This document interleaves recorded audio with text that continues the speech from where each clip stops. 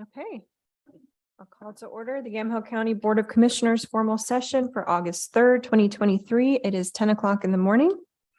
And Commissioner Johnston, would you please lead us in the flag salute?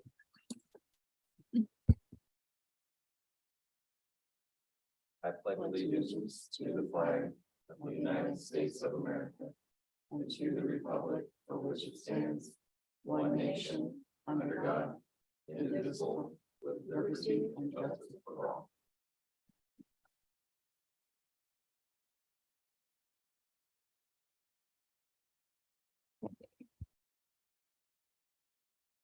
Okay, that brings us to calendar session. Anything to add to the calendar? Nothing. Nothing on my end. No, okay. Item D is public comment. This time period is reserved for public comment on any topic other than an agenda item, quasi judicial land use matter, or a topic scheduled for a public hearing. So if there's anyone in the audience wishing to offer public comment or online for something other than an agenda item, please raise your virtual hand. I don't think we received any written comment.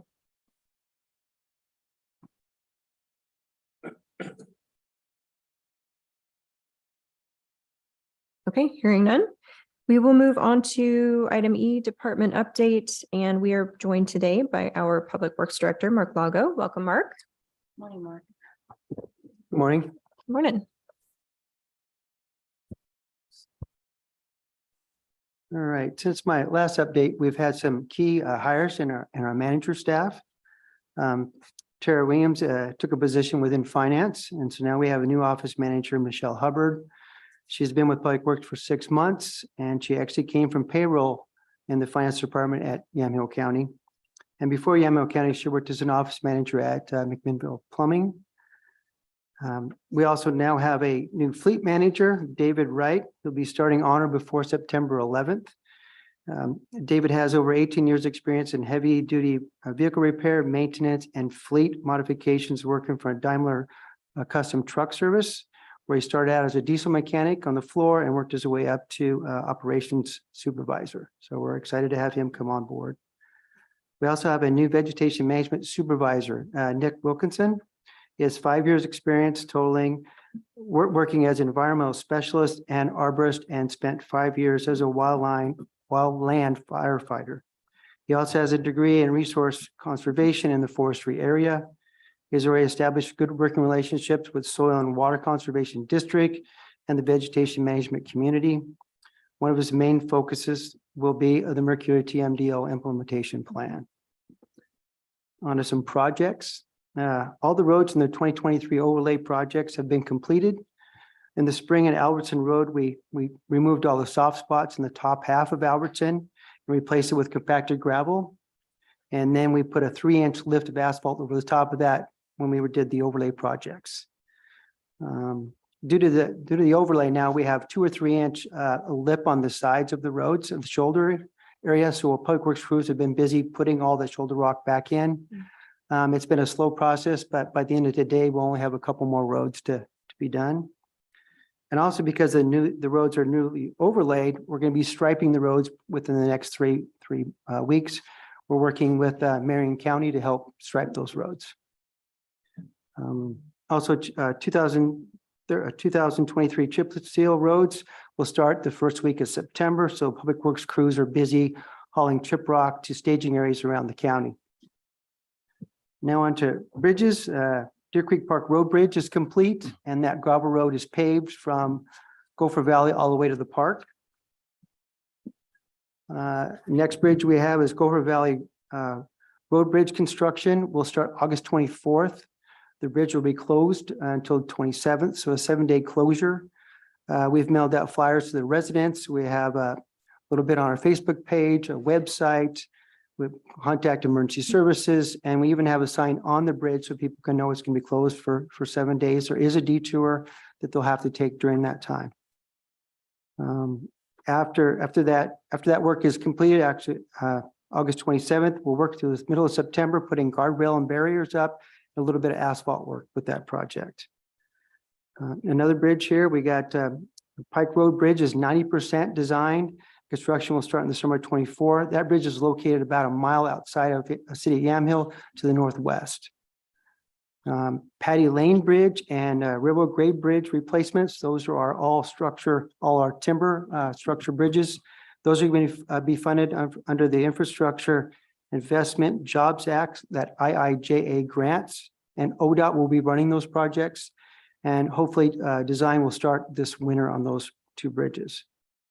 Another one on Pike Road. This one's over Turner Creek next to Rocky Ford. It's 30% design.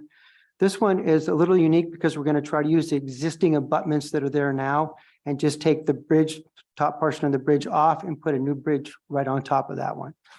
So I do want to point out the two bridges, the bridge at Gopher Valley and Pike Road will be, I think it's 28 feet wide, so wide enough for a combine to go through. So as you can see, there's plenty of bridges in the queue. The bridge projects are unique because you need to plan 3 to 5 years out for the funding. And then you got the in-water work window to replace the bridge between July 15th and September 30th. Culverts. So we're in the process of evaluating all of our culverts, and we've now found out we have over 6,000 culverts, ranging from 12-inch to 98 inches in diameter. And about 100 of those are the large diameter culverts. So to do this, we're locating all the culverts and cross roads and driveway culverts through our geographical information system, GIS, on the iPad. We're putting data in there like the length of pipe, the diameter of pipe, material condition, and any other special characteristics of that.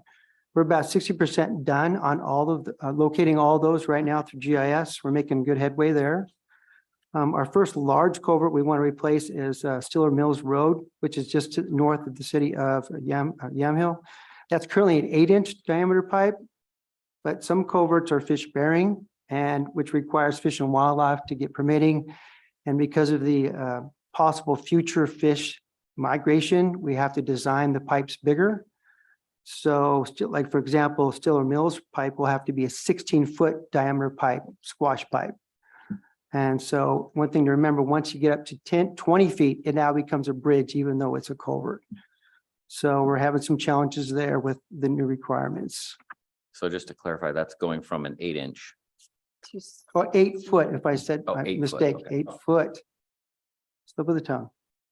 Still, Still, it's a Double. big, it's a big Release. diameter change. Yeah. Yeah. So on to some maintenance. So we always try to keep 2 mowers out all summer long, but when we get into the high fire danger time of the year, like we are right now, we have to pull back. And we have 3 of these, of course, in case one usually is broken or 2 is broken, just because of the nature of just using the mower out there. It just goes through a lot of abuse. And we're always replacing, upsizing, repairing culverts during this time because the water levels are low. We don't do very much grading of gravel roads this time of month, this time of season, because of the fire danger. But we do get calls of washboard areas. And when we do, we have to bring out a water truck and completely soak the road quite a bit before we even start grading it, so we don't have the fire. And then have to have another water truck ready in case we do spark. So those are very few times that we might grade during the summer. It's always during the wet season to grade gravel roads. And then once we're done adding all that shoulder rock that I was talking about earlier, we'll start on the endless projects of bridge repairs, beams, head walls, simple things that the crew can do that aren't contracted out. So that's my brief update at Public Works. Is there any questions? Thank you. So I had a couple of constituents reach out about installing stop signs. One of them is on Albertson Road in North Valley. And that stretch of road is kind of unique, I suppose, because it's this long straight shot and everybody just blows right through there. So we recently had a pretty nasty accident last week, I think it was. What, just off the top of your head, has anything been done to research that particular intersection? Well, stop signs usually aren't put in to control speed. And that would be one that we put there, and it really wouldn't warrant a stop sign.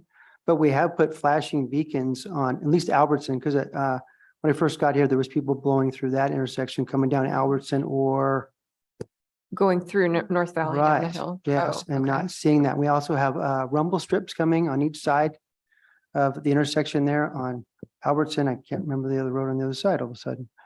But to warn people of that.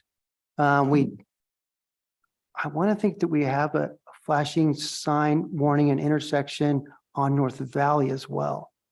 I know we have a sign. I don't know if we have a flashing beacon on that Okay, to warn people that an intersection is approaching. yeah. Didn't we put up a speed advisory sign on one of those roads also? Both in at North Valley saying it's a narrow road, 45 advisory speed on there as well for the next 4 miles on each But we end. didn't put one of the But LED not- flashing ones. No, we did. Oh, your speed sign, the solar ones. No, we have not on out on North Valley yet. Okay, So putting a stop sign there might actually increase the incidents or accidents at that intersection, putting a stop sign there. So Okay. what we'd end up doing is actually hiring a traffic engineer to evaluate just that. What would be some additional traffic calming devices we could put there? So we might even, well, I'm thinking about, would there be no reason why we couldn't put rumble strips actually on North Valley North Valley. itself, yeah. next to that sign that's warning that an intersection's coming forward? Or, perhaps one of those flashy, check your speed signs as you approach the intersection, maybe not at the beginning of the straightaway, but Yeah, that something might like lower that. their, say, hey, I'm going too fast, I need to slow down, as well as the intersection. Okay, Those are simple things we can add. For some reason, I'm thinking we have one on North Valley, just flashing, warning people Okay. that it's coming. But the rumble strips, I think that could be an easy thing to get your attention. okay. No. The one that goes to Willakenzie, is that what you're talking What's about? the farmer out there? It's like the Laughlin. Laughlin. Yeah. Okay. Yeah.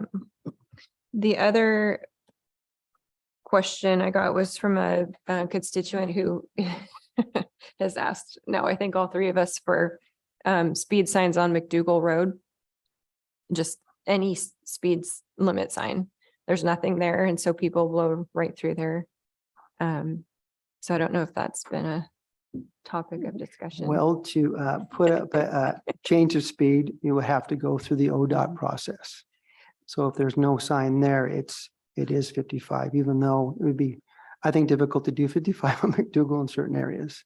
But we'd have to actually bring that up with the state and actually go through the state ODOT process to lower the speed from 55 to a set speed. Wasn't So- the We could definitely do bypass that. committee looking at that? Well, so this is a concern. It comes up in RIAC. And if it gets posted, then people are like, oh, it's 55 versus right now unposted. It seems like a small or not a 55 road. So you don't want to tell them that they could be thinking it's a less mile an hour.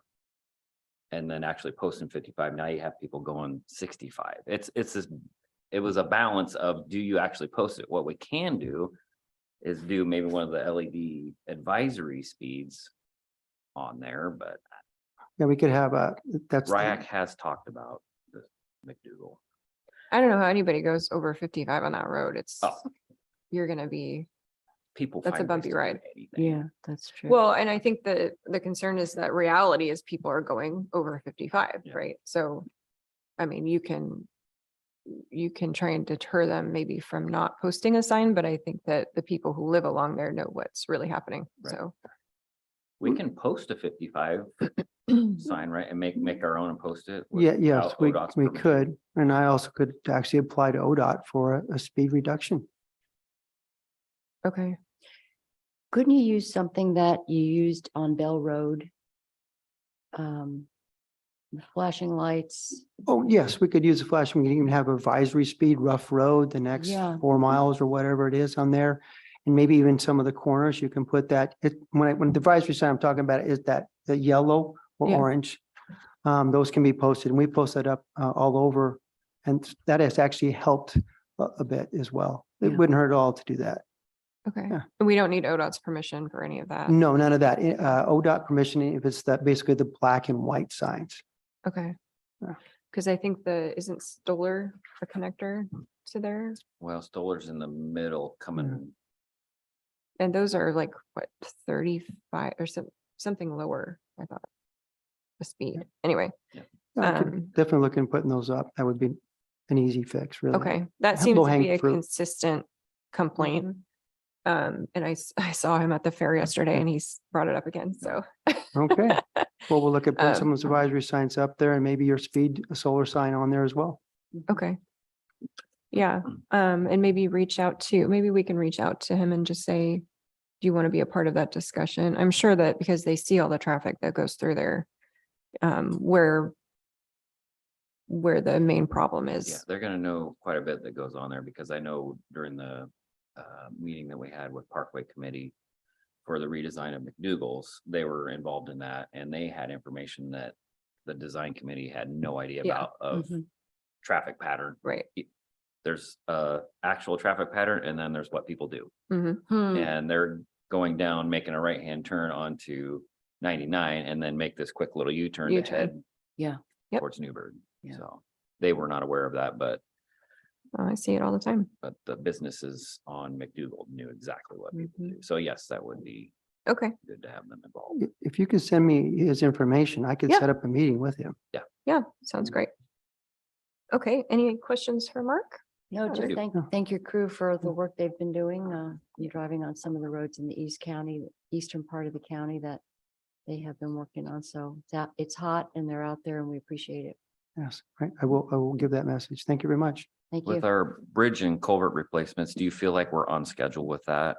Or Yes, very much so. I mean, we're, not feel like I like we're said, getting behind on replacing bridges or? no, and just last year, we basically did a CIP for just bridges. That I was talking to you all about, and that we're following that quite well. Yep. Perfect. Thank you. All right, thanks. Thanks a lot, Mark. Thank you. Thank-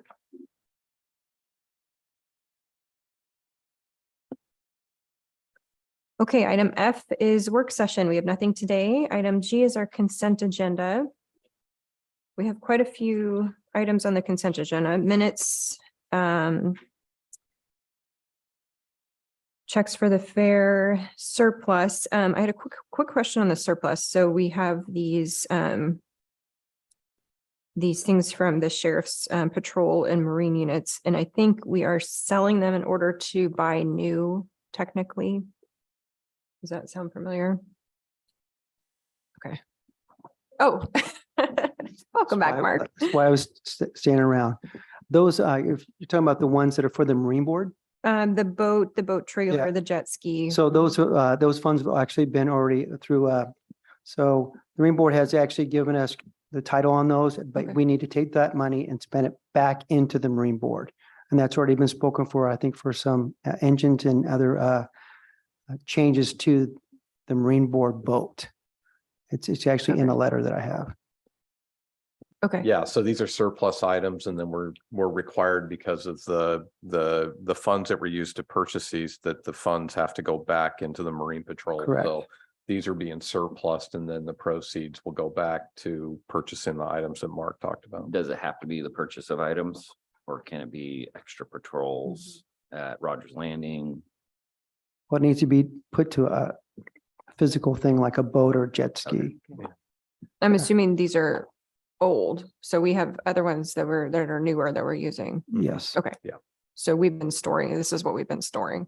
yeah, Okay. we're just kind of cleaning up some of the Yeah. things that need to get out of the Okay. garage, you could per se.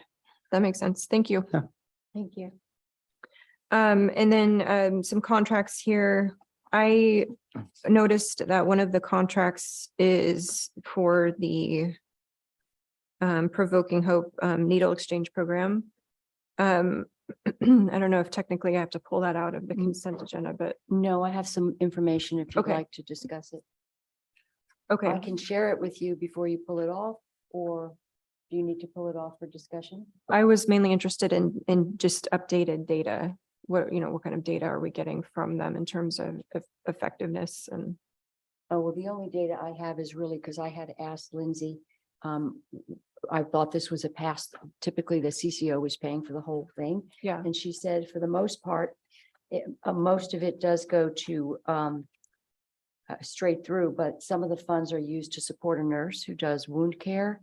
and some of the communicable disease testing treatment through that program. So again, the funding comes from the CCO for this program. Excuse me. But there is that piece that goes to one of our nurses. Okay. So as far as data, I don't have any updated information, because the one thing that we've asked typically is the number of encounters, the number of people who've gone into recovery, the number of needles that they've picked up, those types of things. I know in the past, the data has been a little thin in terms of what we're actually getting. Right. So yeah, I think it would be a good idea to get some data. But again, this is the funding from the CCO. Okay. And then I noticed on the agenda, it doesn't have the annualized number. Does that matter? So I think it's hold on, I can. it said 60 in the contract, it said 60,000 a year, but this is broken out into months. I don't know if that matters or not. My understanding was it was closer to 100,000, but I can, we can get the number of the full contract.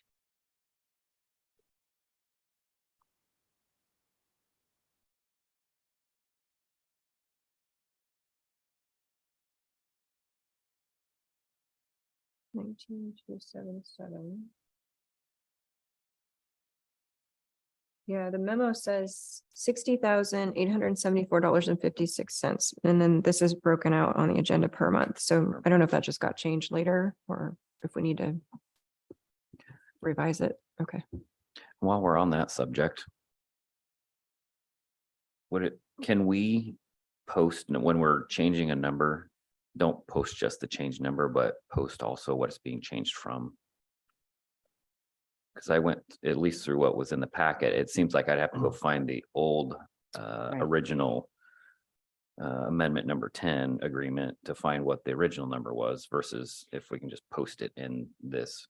What I can think that'd do be is handy for me. I can talk to departments that are submitting those contracts, and if there's an amendment and what that changes, we can ensure that's included in the memorandum, the prior amount, Yeah. the new amount. Yeah. We can do that. Yeah, that number gets. Not necessarily, it doesn't have to be in the agenda, but if it's in the Right. packet for the letter requesting. That number gets tricky when you have as many amendments as some of these contracts do. I just want the one that it's going from. So I have something to compare to of what's in the agenda. I'll talk to department heads about that for all requests kind of going forward. With any amendments that come forward, we'll have the previous amount and what it's being updated to. Okay. So the number, is the same. I think we just, as long as she's fine with that, we'll just keep it this way. I did the same thing. I took the 5,000, like, wait a second, it's 60. And so I just times it. I just want to make sure They're the because same she number. wrote it here, but yeah, I would like to see the updated data for this past year on the effectiveness of the needle exchange program. Is that something that you want to see? Because I was asking Carolina when Lindsay's next scheduled to come and give an update, and it's not until September. Is that something you'd like her to include in that update when she comes and does a board update in September, or are you wanting something more sooner than that? I think that's fine. I'm not trying to hold it up. Okay. So I'll make a note and I'll ask Lindsay to include that in her departmental update, that there's a question raised on that. Okay.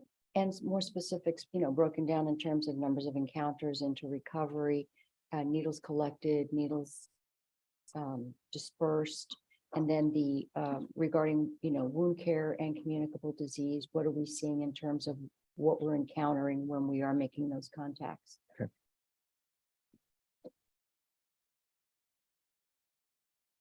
Okay. There's a couple other contracts and a personnel item. So I will move approval of the consent agenda. Is there any further discussion? Yeah. None. Okay, all those in favor signify by saying aye. Aye. Aye. All opposed, same sign. Thank you. Motion passes.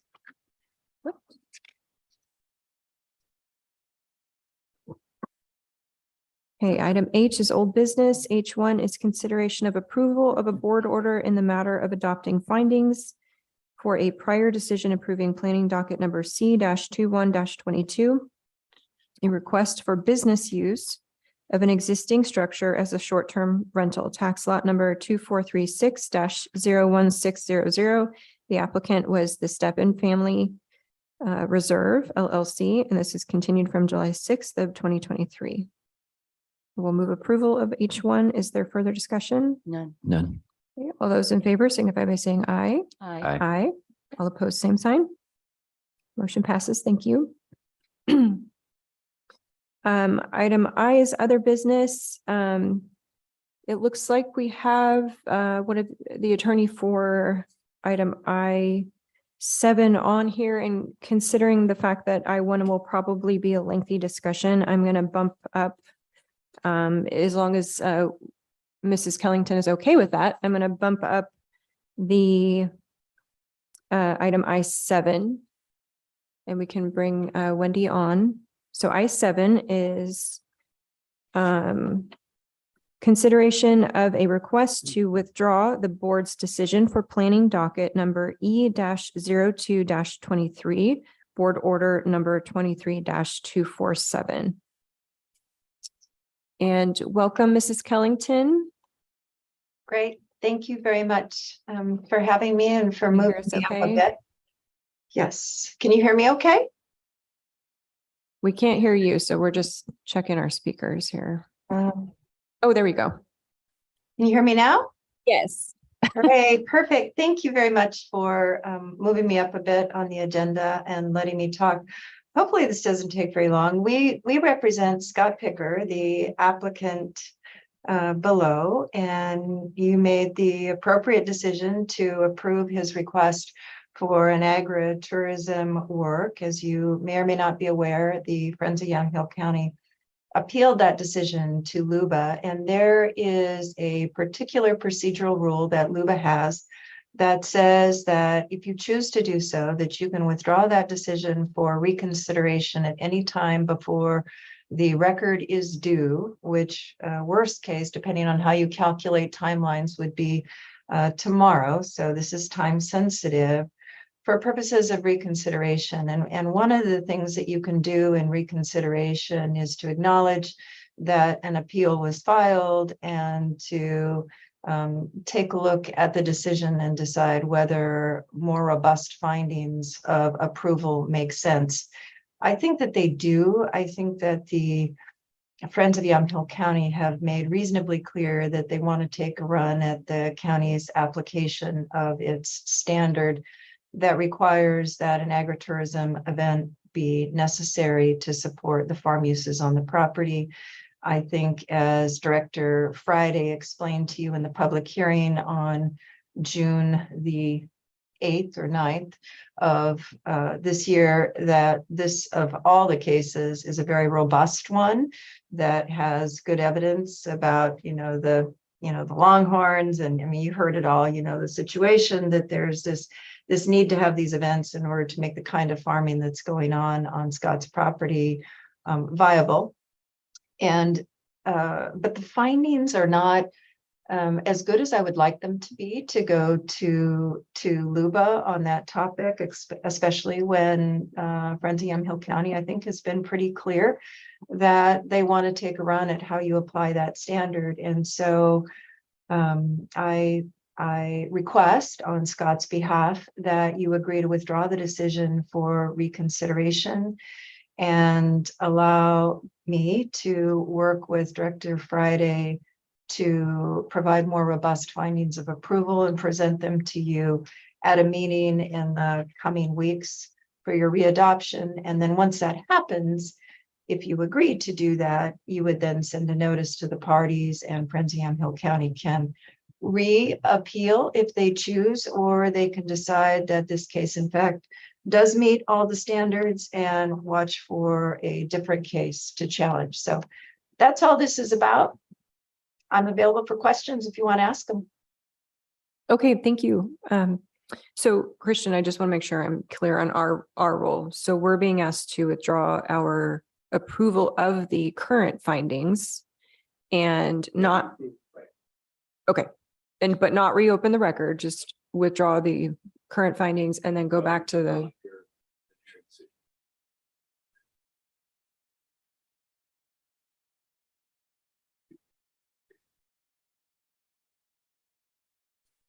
And Friends of Yamhill County will have a chance to then resubmit their own testimony towards what has been changed. yeah, we're not reopening the record. There's no new evidence. All we're doing is going back and making some changes and adding some detail from the existing record in the evidence that's already presented into the file. Just detail Okay. the file. Okay. Okay. Okay, is this, While withdrawing your initial decision, the findings come back and we ask for you to reconsider. What's the timeline on that when we do get them back? I guess it would depend on how long it would take to update the findings. Maybe I don't know if you have a timeline on that, or not, but I wouldn't imagine. I wouldn't think it would take more than a week or two. Wendy, the question was the timeline on the sort of redrafting of the findings. Do you have an anticipated timeline? Yeah, I think probably a couple of weeks at the most. I'm gone for my son's wedding next week, and so I wouldn't be able to turn to it then. But it's Director Friday did a fine job with the findings. I just want to make them a little more robust, explaining the rationale. So I think that Mr. Bonish's explanation of a week or two is probably just fine. I would think that these would be to you certainly by the end of October and available to you to adopt at a date of your choosing in early September. And then again, what happens is you package up the new decision on reconsideration. You send a copy of it to Luba and to the parties saying, okay, we've reconsidered our decision. We've adopted these findings. And then the Friends of Yamhill County can tell Luba, yes, we want to reactivate our appeal. They don't have to file a new appeal fee. They don't have to really do much of anything other than just let Luba know, yeah, we want to continue our appeal. Okay, Thank you. thank you. Okay, so I will move to withdraw the board's decision for planning docket number E-02-23, board order 23-247. And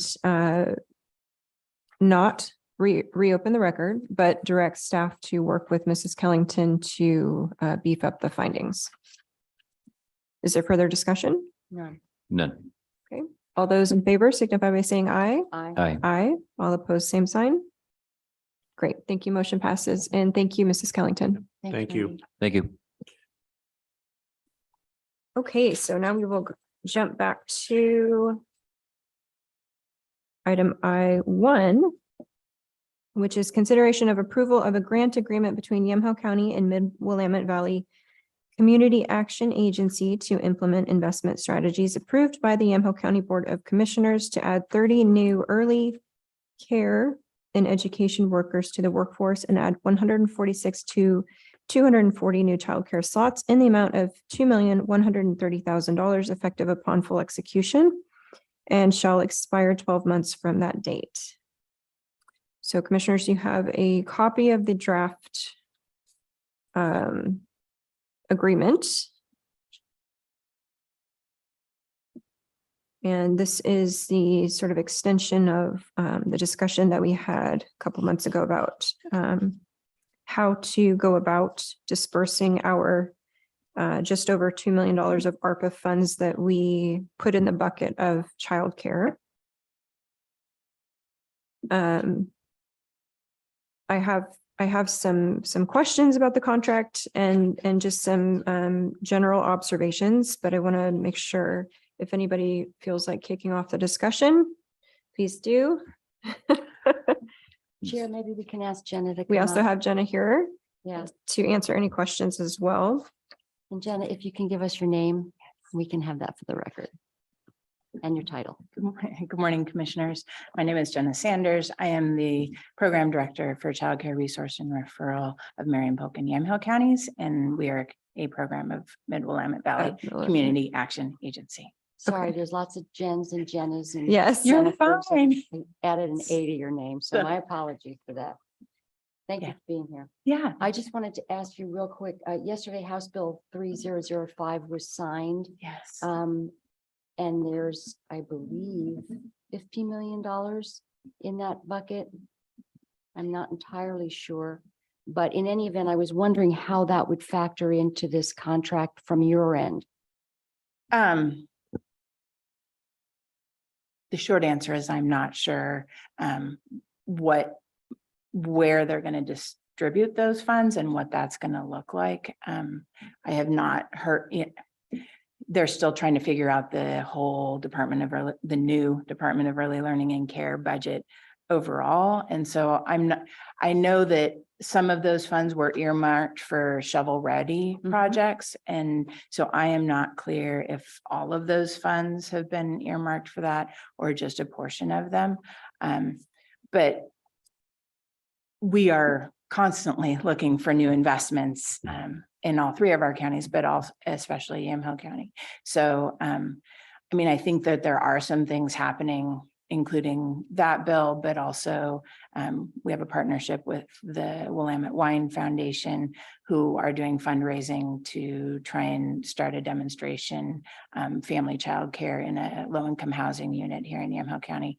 So we are exploring all partnerships to help, increase the amount of funding that is being utilized in conjunction with this project. And Commissioners, just for reference, House Bill 3005 has to do with financial assistance to early childcare infrastructure. And that includes construction. Yeah. It includes design. It includes, pretty much everything, including childcare for non-standard working hours, which has been a problem. I know there was a court care grant, which we didn't get. I know Polk County got it. If we've got to go to court or you've got treatment or something, where do you? So I was hoping at some point we could get that, but that's not on the agenda today. The other question I had is when you typically have, because you mentioned working with Wonder School, what is the typical subscription for Wonder School just in general? So it's a challenging question to answer because in general, it has to do with the number of children you have. And so, I mean, it's about, somewhere between $1,000 and $5,000 a year, depending on the size of program. But we received a grant from the Oregon OCCA, Oregon Child Care Alliance. There we go. Through the Department of Early Learning and Care, and they are working on developing systems throughout the state to increase business supports to early education programs. And we are now one of their demonstration areas, Marion, Polk, and Yamhill, and they have a agreement with Wonder School to bring the cost down. And they have said that they are willing to have our project come under their negotiated price point, which I'm thinking it's about $1,000 a year. I can go back and get that exact number for you. So, and you don't pay until your first enrollment, is that correct? Right.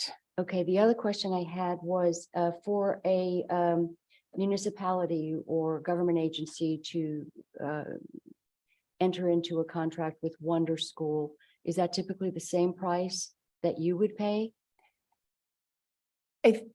Yeah, I mean, I think it's anybody's. Part of what is being leveraged by the Oregon Child Care Alliance is they're buying bulk. And so I think that's part of what impacts the prices. If you can say, hey, we're going to buy 100 subscriptions or 200 subscriptions, then they've negotiated a better price with Wonder School because of the number of subscriptions they're buying. And I have just one more and then I'll come Yeah. back. I don't want to take everybody's time. So the Seating Justice Grant wound up being what? 1.2 2 million, I think. Was that earmarked for anything specifically? So they had asked for, I think, $2.3 million. And so there was a whole budget that of what the plan was with that money. Given the fact that they only got about half of that money, the committee that put together that grant has not yet met to try and determine what they're going to do with, how they're going to allocate it, given the fact that it's a little over half of what was asked for. That would So go to you. it doesn't come to us at all. The fiscal agent for that is Oregon Child Development Coalition. They are the fiscal agent for that. The money is going to be distributed, some of it possibly there's possibilities, some of it possibly to the hub, some of it possibly to us, some of it possibly to Clackamas Community College to support education. At this moment, I don't know the answer of where that money is going to go because the number was so much different than what was asked for. And how would that impact our agreement with you if you did get some of that grant? Because it was so much less, my goal is to ask, we don't need, because we got the Child Care Alliance grant, and hopefully if we have this money, we would not need staff time. My thought about what I'm going to advocate for is that we put that towards education. So, and I think how it would impact this grant is that then there would be scholarships available for people that we have some money in our budget for scholarships for college classes, but it would give us hopefully more money available to help support people who want to take college classes in early childhood education. Thank you, Chair. Thank you. Yeah. So just some observations about the agreement, and maybe this is more for Christian and Ken, but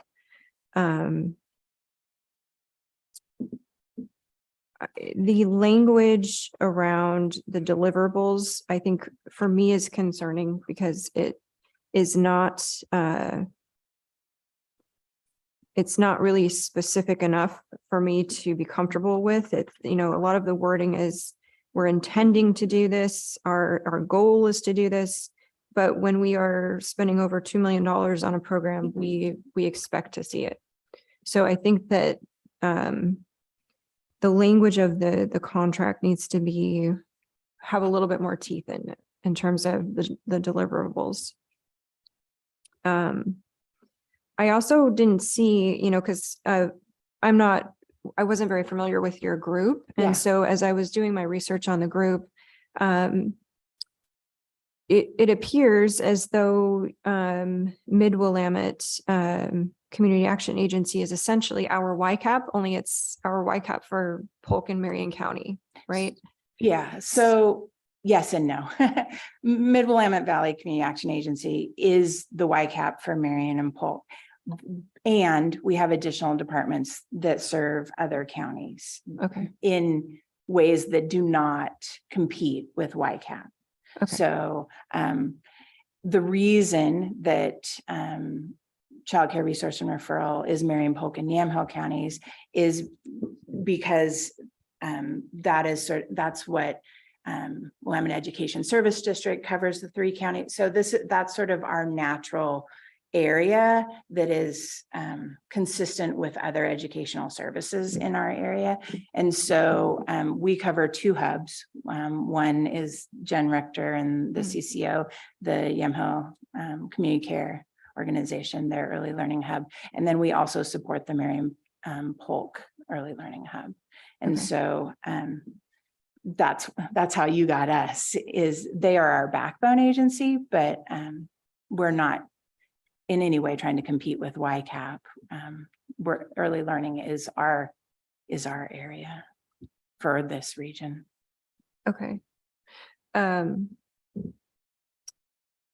Kind of an extension of that concern, though, is that there's no language in here that specifies that this money must be spent in Yamhill County. Okay. and Yeah, and I absolutely, wanna make 100%. that That's clear.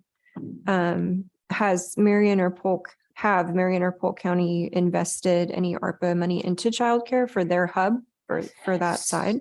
So my understanding is that Polk County invested a lot of their ARPA money that they allocated to early childhood into their into county programming. Okay. And so none of it was anything that they were doing some of their own kind of projects and programs. However, that being said, I have met with multiple people in Polk County recently who are really excited by the stuff that we're doing in Yamhill County and by the proposals. And they're like, how can we make this happen in Polk County? So for all that it has not happened, I think there are some opportunities where they would like to see some of the projects that we're doing here be replicated in other in those two counties. Okay. Mhm. And just for your information, when I've talked to everybody I've talked to about this program, I have been very clear that anything that we're doing is very Yamhill County specific. When people are like, oh, are we going to have apprenticeships for Polk County? Not with this money. So I totally respect wanting the language in there, but I 100% agree that all of the money will be spent in Yamhill County. Okay, and then we have some language in here about the county's obligations. The county shall monitor the project for compliance. I would be more comfortable with having a set schedule of updates from the entity that receives this money and having the onus sort of be on them to provide updates and deliverables. I'm also curious if you have discussed kind of a graduated budget, instead of a lump sum, but a graduated budget in terms of how you would cash flow things month to month over the course of a year. Because we may be in a situation where we don't want to just write a check for $2.1 million. Yes. We want to, have money sort of go out as deliverables come in. So I'm curious if that has been something that has been discussed. No, No. we haven't Okay. discussed that at all. Okay. As far, because I mean, that's a completely different, that's not something that we discussed that sounds to me more like a reimbursement type grant versus, and I think our whole approach in the negotiations on this have been to release the funds. And then the expectation is, because I have to report on these funds anyways, to the treasury, because these are ARPA funds. Mhm. So we're going to be getting regular reports on the use of these funds, because in turn, we can provide updates to the board, but on top of that, I have to report the use of the funds and benchmarks and everything else to Treasury, US Treasury. Yeah, I don't mean reimbursement. I just mean if we decide that disbursement is in 4 parts versus 1, right? And those 4 parts can be accompanied by an update on deliverables or where we're at in the programming or whatever. Yeah, we haven't talked about that, and that kind of gets into, negotiating and working on this contract, and that wasn't something that we considered at this point. Okay. Go ahead and promote.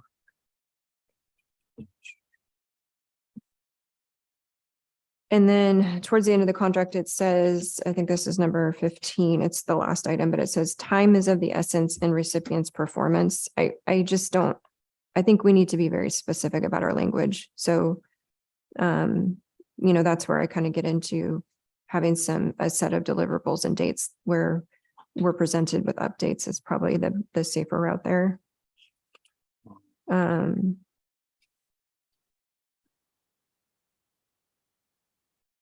And I have a question for Jenna. So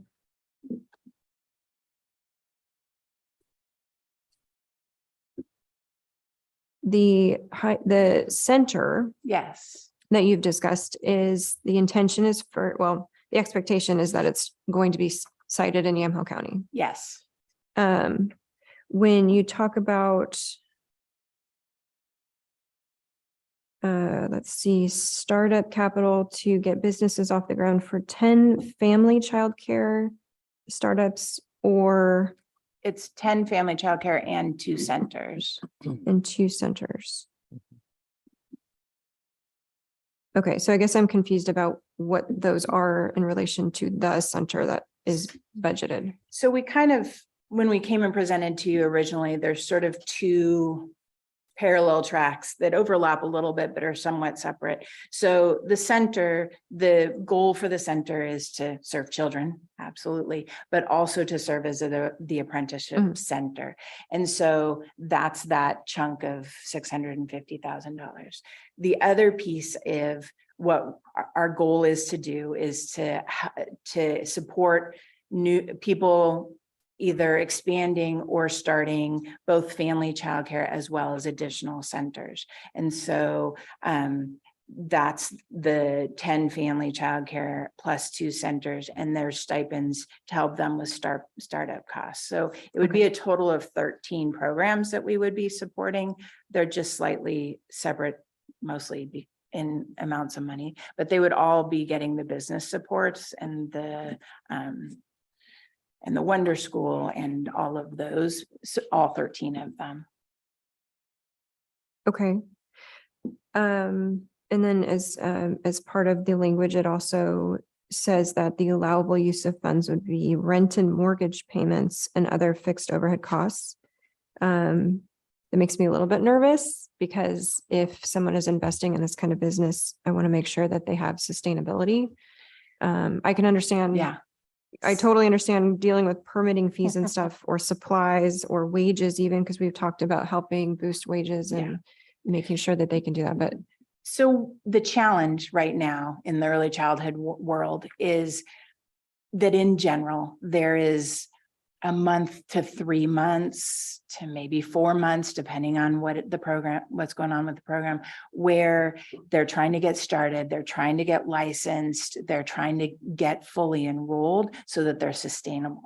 So the goal is not that we're going to be like, hey, we're going to pay your mortgage for a year, but what we've done before with, we had some other money we got from the CCO, is we asked them for a budget and said, and so it was like, hey, do you need a month or 2 of, of rent or mortgage as part of your startup costs so that until you're fully self-sustaining, you're not going under those first 2 or 3 months until you can get fully enrolled.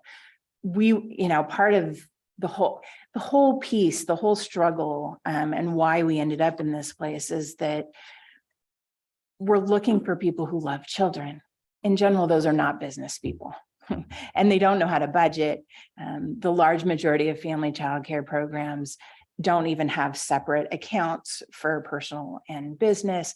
And so we really want to help them start out well and help them, build a business plan and have a budget and, figure out how to be self-sustaining. That's part of what Wonder School also helps us support. And so it wouldn't be, here's money and good luck. It's here's money. Let's get you started. Let's get you self-sustaining so that you can stay in business for 20 years, as opposed to the year to 5 years that most people manage to stay in business. okay. The other piece of that was the permitting and fees required by state, county, and city governments. I think that we've been over this before, Yeah. but I have no intention of paying, Newburgh's SDC fees for childcare centers. I think that there needs to be some requirement that they come to the table. Yeah. So if that language needs to be more specific, then Yeah. we need to make it that way because I'm not. Would licensing fees be maybe a more helpful term? Because there's you have to pay $50 for, to get your license. You have to pay, for the inspection, the health inspector and the fire inspectors and all of that. is there language that might be more helpful that would encompass those kinds of fees and not so much the SDC kind of stuff? Well, I mean, I think you're gonna encounter that regardless if I- you're trying to cite new Yeah. places, but I just, So I had a note on the same one, and I think you would do it by department. So if you were going to Newburgh Planning Department and all the fees associated with that, whether it's they're gonna charge SDC fees, application fee, whatever it may be, at least request in writing that those fees be waived for a childcare facility. I never really thought on the steps beyond that, but at least requested in writing to see if the city of Newburgh, city of McMinnville, or whatever would be amicable to waive those fees because we are trying to bring child care facilities into the area.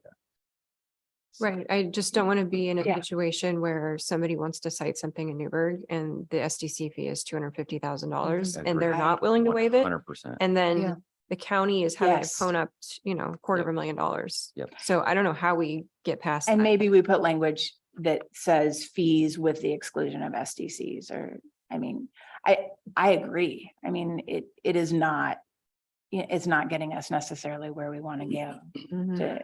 to pay SDCs. To that Or- point, sorry. No, go sorry, ahead. Commissioner. I was just gonna say, or you just don't locate there, I guess. Well, Yeah, that's what happened.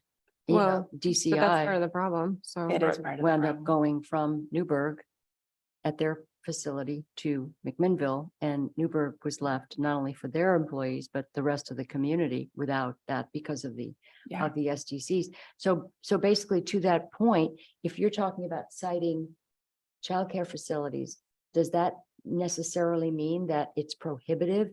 Because there can't be one in Newburgh and there can't be one in, pick a city because the SDCs are too high. We've been pounding on them. Yeah, And even with the DCI situation, the Project Oasis, it was a non-starter in terms of, can you waive this? No, we can't. So to the point that they moved it out of the city. And I don't know that we get to where we want to be if that still remains an impediment that doesn't go away. yeah. I think, yeah, it's always been, it's been an impediment for a long time. People are finding other creative ways to, cite program, there's a program that's opening in Newburgh that's within a church. And so they don't have to pay SDCs because of the zoning of the church. I mean, Little Bird here in McMinnville is in a shopping center for those very same reasons. I mean, yes, it is a problem. And yes, I think we should keep hammering away at it in our county. I also think that with this project, we can still get to where we need to get to. And continue to have these conversations with the different municipalities about, why these barriers are such an issue in terms of expansion of early childhood and the consequent. And I think that, we have lots of data that we've gathered from this process about the impact to businesses that we can go to, the municipalities and say, not only are you not having childcare, but, businesses don't want to be here. Businesses can't find staff because there is no childcare for their staff. And I think there are good conversations to be had. We haven't been successful, so We can keep trying. yes. Commissioner Johnston, do you have? I just Questions? I wouldn't want it to become a situation where out of the 2.13 million dollars that 10% of it ends up going to an SDC fee. I would not want to get I agree. into that situation. So I don't know if that can be written into this exhibit B somehow on that one permitting and fees required by the state line. That can it come back to us if it's over a certain percentage of the cost of the project? If an SDC or permitting fee is over a certain percentage that we're not okay with, that it comes back for approval? Or is this the regulations with ARPA funds, once it goes, it's out of our realm of handling it? Well, I think my concern too is that if you're trying to cite a center, the larger center, Mhm. you know, you might just be there anyway, where you're facing some significant fees. Yeah. So we I may guess- not even get to the point where we're, So I guess my thoughts, because just trying to work on the attachment and the contract provisions, the thought would be, because I mean, it's been conveyed here, but if there was an amendment to the scope of work that says that the funds won't be used for SDCs, or any use of SDCs would be subject to an additional approval by the Board of Commissioners. So then that way, if let's say there is a project that involved SDCs, or a proposal came forward, that if you actually saw that proposal, then they could come back here and they have the discussion here with the board. That might be a way to kind of simplify the scope Yeah. of work and allow the other work to proceed, because right now it's this isn't very early in a project that hasn't been initiated yet. So we don't Right. know if we're going to see requests or barriers or challenge. I mean, we anticipate that there could be some of these challenges, but that's an unknown at this point. Right. And so that would be a couple of options, is to either say no funds can't be used for SDCs, or any request to use for SDC expenses are subject to needs to come back before the board for approval. And that would allow the rest of the project to still proceed. And should that situation rise, And I we could don't want to address put it that. in there to make it as a hindrance. I just want to know, because we as a board could, go to whatever city and, Mhm. for that certain situation, apply pressure to the best of our abilities and see if we can get it waived. Mhm. So it's more for me, at least for Yeah. me, it'd be informational. Where this money's been allocated, was it going towards, oh, we're gonna overspend, or what I would believe overspend on some SDP fees, that at least we could go and ask if there's an option to waive, because it is for childcare. And I hope that, I mean, for all that there's reporting requirements, all have very graciously offered to help navigate the county and the different local governments. And my hope is that, maybe we could put something in the reports, but also, that I am invited back to come talk about the things that we're seeing, because I don't want this to just be a conversation that goes away, because it is an issue. And I'm not trying to discount at all that it's an issue. And I think that it's going to take all of us to try and find some solutions to it. I was going to mention that the good news is that the governor signed into law the bill that requires landlords to allow for people to do childcare in their homes. The rentals, yes. So that also, I think, will ease some of the challenges on that side a little bit, because that's been a huge issue as well. I have a question, Chair. I've always had a concern about the admin fees that are tacked on to things that we agree to. Yeah. And I'm looking at this, we've got $140,000 and then $720,000 for training and coaching and staff support. To me, I look at those as round numbers that are significant. I mean, you're approaching $1 million there, and yet I don't see a breakdown of how you arrived at that round number. And so I am concerned about the admin cost. That's a lot of money. And that would be difficult for me to agree to. And then also the training and coaching staff support is a bit ambiguous, because again, that's a large number. And when you say training and coaching staff support, I'm a little concerned about how vague those two Okay. items are. So you were concerned about the admin costs when last we were here, and I went back and talked to our CFO, and we looked at what we would be doing as fiscal agents, and we're able to sort of, because we originally talked about 10%, and you were concerned that that was an even larger amount of money, and fair enough. And so we went back and looked at sort of the scope of work and what it is we're going to be doing. And we're able to get it down to the 140,000, which is about 6.5%, a little over 6.5% So we worked really hard on that. The 720,000, what that is three brand new staff people for 3 years. One of whom is going to be developing, because we haven't done the apprenticeship program before. It's being done in other states. It's being done in a few other places in Oregon. It's a brand new thing. And so this person is going to develop the plan for the apprenticeship program, the trainings that are going to be presented to them. And then they are going to recruit their apprentices, support the apprentices, and do all of that work with them. The other thing that is in there is a position to do all the business supports for the 3 years.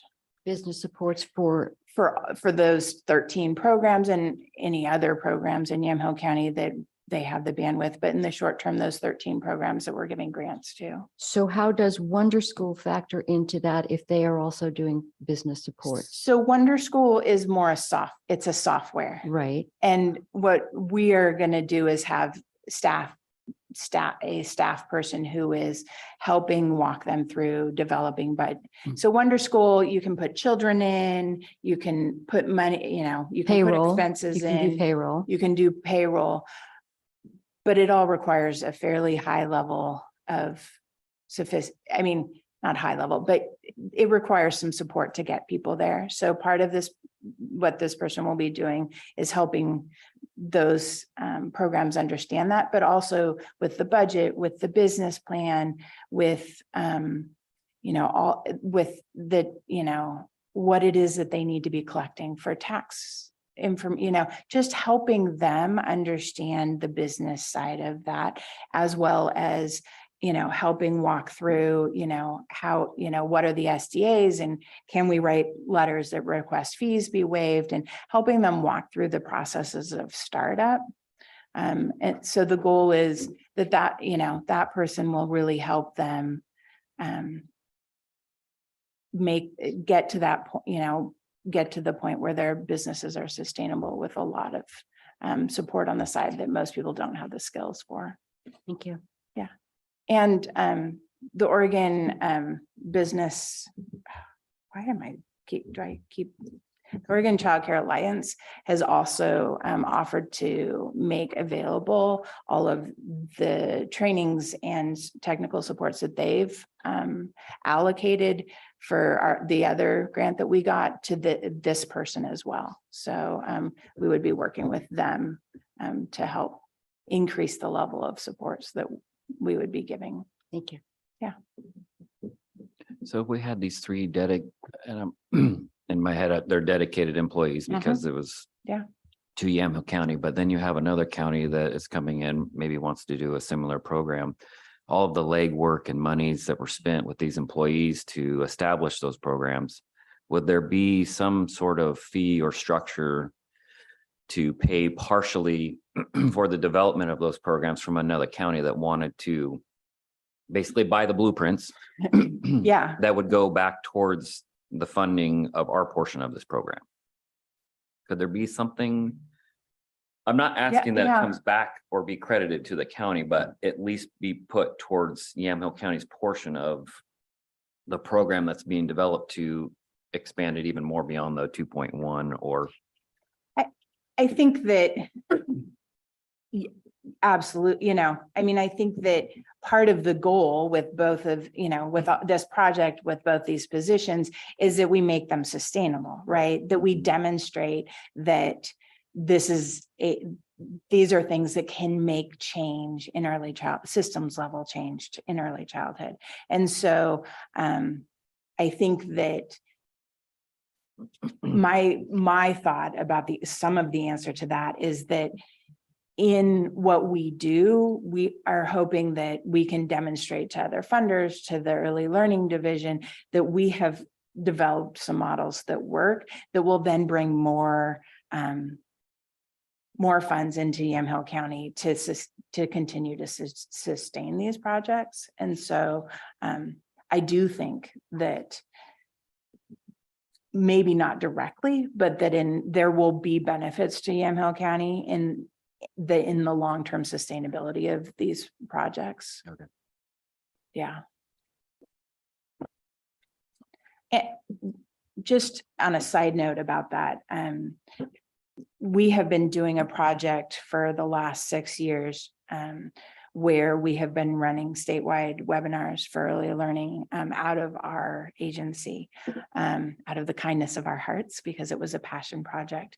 And we now have enough data, and there's some money in the Department of Early Learning and Care. And we're actually getting funded for that project, because we went back to them and said, you know, here's what we did. Here's the data of how successful it is.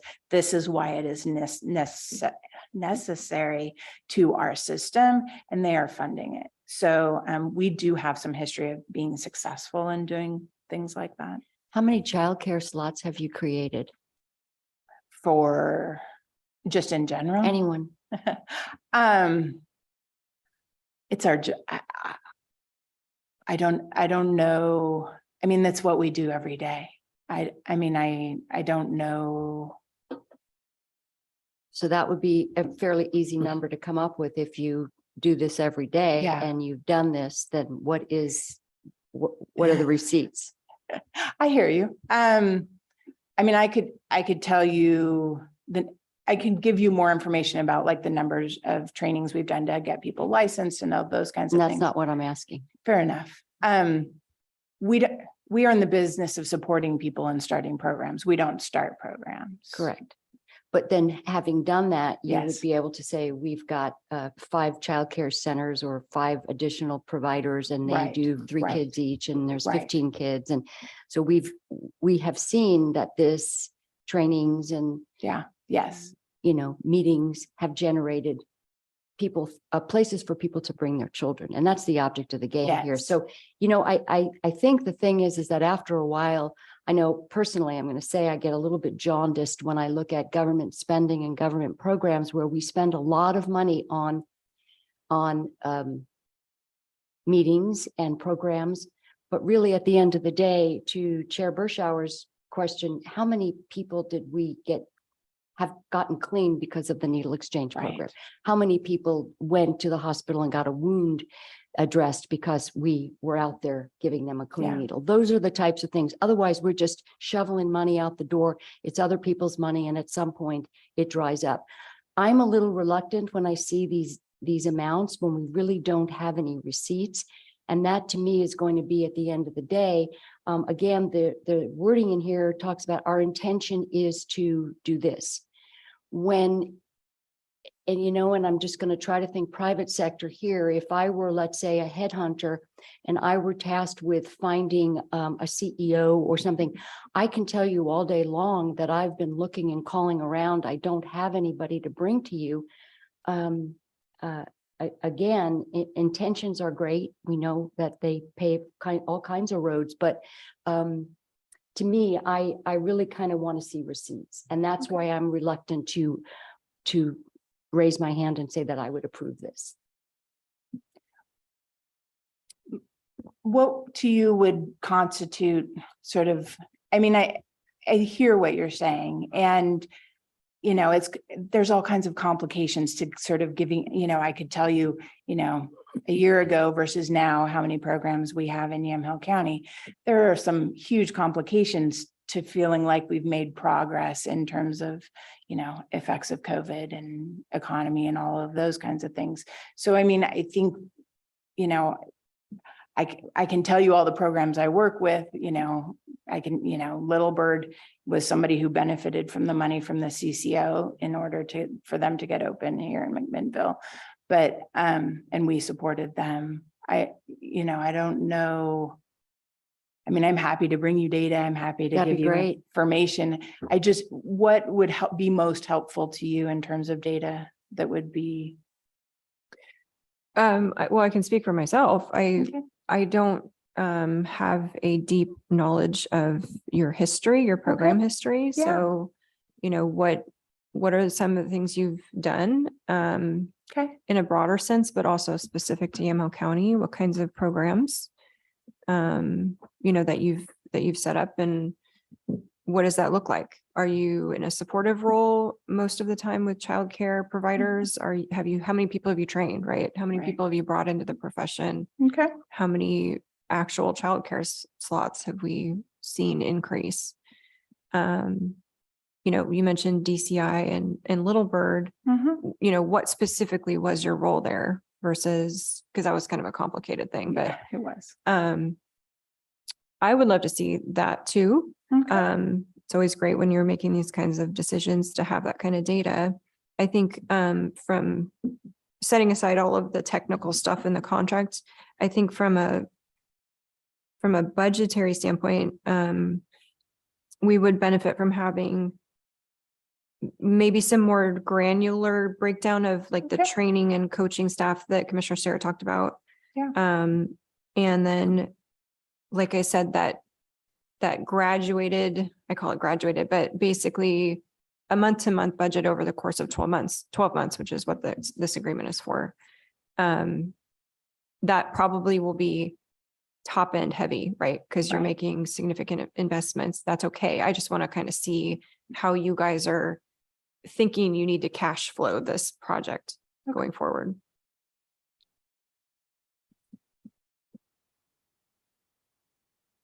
Any other requests that we may have missed? So summary. the letter or email from Carrie.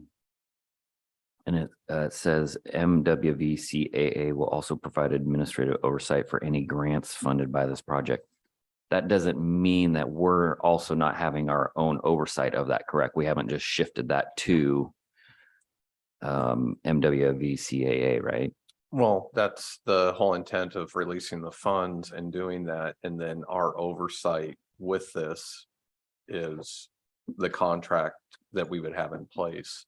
And so this agreement and the reporting requirements and anything that comes out of that through ARPA would be our oversight on how they're using the funds and doing it, but they would be administering the funds. Yep. Correct. Okay. I just want, because the way I read this, we're shifting the responsibility and relying on them to do the oversight and then report to us with the oversight versus us seeing direct oversight. That's of- correct. They are. Yeah. Yeah. They are. But that's kind of why I was talking about deliverables and having more regular reports, because then we rely on you to Yeah. let us know how those sub grants are going. So, Yeah, that's exactly what it's doing. That's Okay. the purpose of this agreement is we're releasing the funds. They're going to administer the funds per the terms of the agreement Okay. and report back to us on how those funds are being spent. And that would be the oversight. Okay. Yeah. And okay. And the other part that I would just kind of keep in mind that if there's additional reporting, monitoring requirements that are built in fairness to the organization, the admin fees, because I know there's challenges around admin fees, but also keeping in mind that the more expectations that you have on the reporting and some of those other things, you have personnel positions that are having to come back and make those reports and administer those. So the more expectations we build into that, I recognize that an organization may have challenges, just like we do. With something like that, the more you have to report on it, I have to have somebody who's able to make those reports, Right. and that could drive administrative costs as well.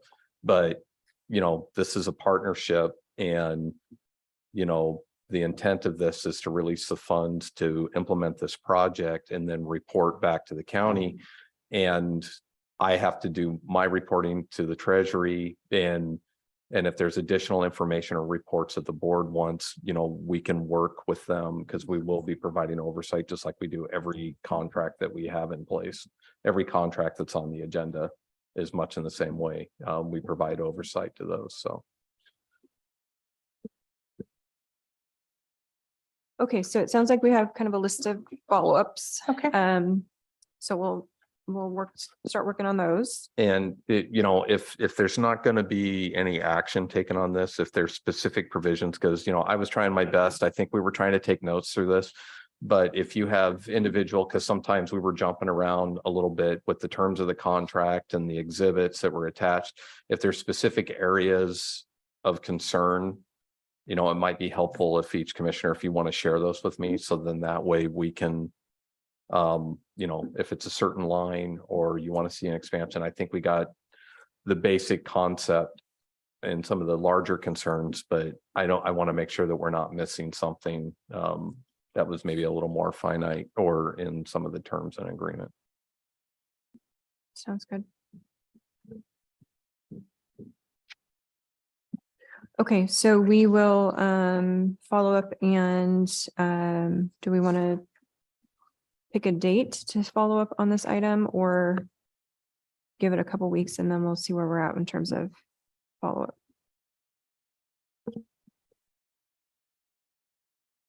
I would love to pick a date if possible, because, this is tied to ARPA funds and there are some rules under Treasury. We have time as far as the obligation, and fully expense of the program, but I think we could come back in 2 weeks with an updated draft. Jenna, does that give you Yeah. some time? Yeah, Okay. absolutely. Okay. So it's a Does that work? 17. Yes. Yes.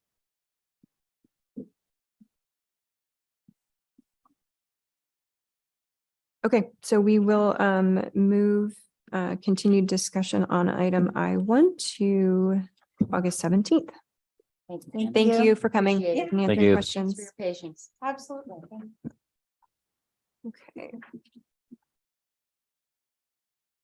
Okay, so item I2 is consideration of, actually, would you mind if we take a quick break? Sure. Okay, sorry about that. We're going to take a quick 5-minute break.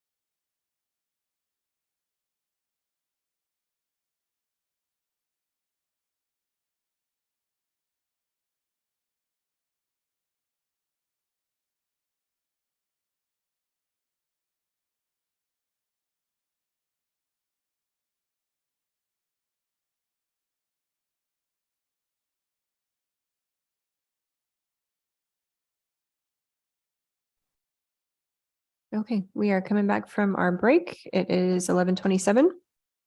And we're picking up at item I2, which is consideration of approval of intergovernmental agreement number 15046 between Yamaha County and the Oregon Health Authority, OYA, for individual youth support services in the amount of $10,000 retroactive to July 1st, 2023 through June 30th of 2025. Do I have a motion to approve? So moved. Okay, any further discussion? None. All those in favor signify by saying aye. Aye. Aye. All opposed, same sign. Thank you. Motion passes. I3 is consideration of approval of intergovernmental agreement number 15085 between the Yamaha County Community Justice and the Oregon Youth Authority, OYA, for juvenile crime prevention, JCP, basic and diversion services in the amount of $530,625 retroactive to July 1st, 2023 through June 30th, 2025. I will move approval. Is there further discussion? No. None. All those in favor signify by saying aye. Aye. Aye. All opposed, same sign. Motion passes. I4, consideration of approval of a cooperative agreement between the Yamaha County District Attorney's Office and the State of Oregon Department of Justice for child support services effective upon full execution through August 1st of 2027. I will move approval. Is there further discussion? No. None. Okay. All those in favor signify by saying aye. Aye. Aye. All opposed, same sign.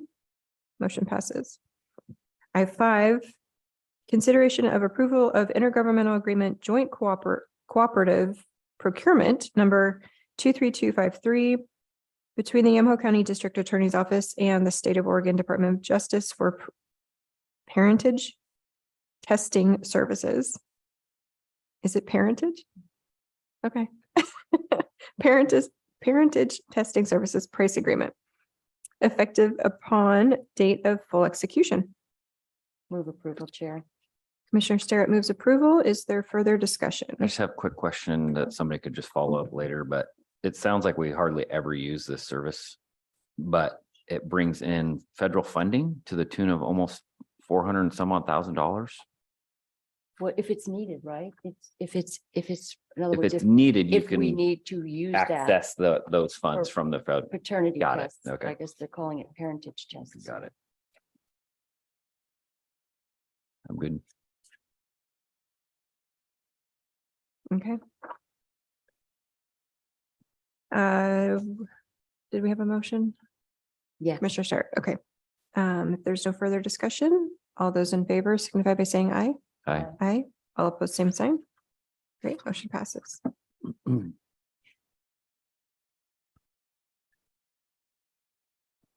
All right, item I6, consideration of approval of an agreement between Yamaha County Sheriff's Office and Newburgh Animal Shelter Friends for dog kenneling services to include one dedicated kennel at the rate of $80 per day, retroactive to July 1st, 2023 through June 30th of 2024. And this is for a dedicated reserved kennel and then the option of any overflow kennels. I move approval, Chair. Any further discussion? All those in favor signify by saying aye. Aye. Aye. Aye. All opposed, same sign. Great, thank you. Motion passes. We have already done item 7. Item 8 is consideration of approval for the designation of the News Register as the newspaper of general circulation for publication of the 2023 property tax foreclosure list. I will move approval. Is there further discussion? No. None. Why is everyone smiling? No, we alternate Mhm. each year. This is for the publication of the list that the assessor's office is preparing for the 2023 foreclosures. Okay. And the other paper that we alternate is the Newburgh. Newburgh Graphic, Graphic. Yeah. We alternate. Is it every year or 2 years? every year. Every year. Okay. Yeah. Yeah. Okay. Did we make a motion? I did. It's on me. Any further discussion? None. All those in favor signify by saying aye. Hi. Aye. All opposed, same sign. Motion passes. I9 is consideration of approval of an intergovernmental security and access agreement number 152447 between Yamhill County Health and the Oregon Department of Human Services, Oregon Health Authority for access to Citrix dash orchids reporting. Sure, I move approval. Okay, any further discussion? None. All those in favor signify by saying aye. Aye. Aye. All opposed, same sign. Great, motion passes. Thank you. I believe that it concludes our other business. Item J is public hearing. We have nothing today for public hearings and we're on to announcements. The fair. The fair. It was a great concert last night. Wasn't, I didn't stay. You didn't stay? No. I I was s- full on monster cookies. It It was was great really to good. see that our departments were there. They had set Yeah. up, asked Gary if he would allow our community partners and some of our departments to set up. He was very generous with the space and we had Safe Families there with Lutheran and the clerk's office was there, Health and Human Services, Community Justice. So folks can, figure out what it is these departments do and get more acquainted with it. And waste, it was good. Solid Waste was there. Transit, Transit was Yeah. there. Yep. The funky chicken was there. the funky chicken. Yeah. I think most people have figured out who that is. I don't think This they point. have. That his initials KJ. Yeah. No? Oh. Possibly. Did anybody go to the concert? No, It was, I forgot that they've been around for what, 40 years? I saw them 40 years ago. Yeah. I don't want to admit that, But but I they did. they talked about how they were on Star Search. You remember that Yeah. show? Oh, yeah.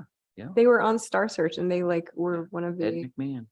original, winners or whatever from Star Search. Wow. Yeah, so they went back and played all the songs. It was good. So tonight is who? Ned Ledoux? Oh, yeah. I think it's. I took a Joe picture of it. tonight. No, Net- that's Saturday. Ned Ledoux. Thursday night is Drake Milligan and Ned Ledoux. Yep. Oh, Mhm. And it's a little bit earlier. Last night was pretty late. Yep, 7:30 is Okay. Drake and 9 p.m. Well, no, the Oh. main headliner's still 9 p.m. Okay. Yep. That's late it is. It late. for is. old people like us. I was out of it. See, So one of the things I wanted to mention was that we have heard from PGE and Mac Water and Light that we have these wildfire map risk zones and that the messaging is, prepare that you might have your electricity shut off or whatever, power is shut down. There was a lot of frustration. I think it was 2 years ago. Now that I don't think it was last year. I think it was 2 years ago that they kind of just shut the power down and didn't warn anybody. And then it was off for over a week and a half and people were losing their food and everything. So I want to try and prevent as much frustration as possible and ask them to perhaps come in and present the plan for this wildfire season. Hopefully that can happen very soon. But, what's the plan for warning people? What's the plan for medically, for medical needs? And what's the plan for restoration? Because these are anticipated wind events essentially, barring any actual fire. So it's just not very clear as to how they sort of go about making those decisions. So I want to see if they're willing to come in and talk to us. And then probably Mac Water and Light too, just because they're impacted by whatever PGE does. So, so hopefully I hear back from them soon. I don't have any other announcements at this point. Any further announcements? McMinnville Watershed Tour next Wednesday on the 9th. Yeah, we have that on my calendar. I think. That'll be interesting. I've never been up there. I mean, Mhm. look at aerial photos. It looks pretty impressive. Yeah. So it's gonna be Yeah. cool to kind of see it in person. Starts at 8 a.m. Mac Water and Light parking lot. Okay. Ken, Christian, any announcements? No, thank you. Okay. All right. If there's nothing else for the good of the order, we'll adjourn the Yamaha County Board of Commissioners formal session for August 3rd, 2023. It is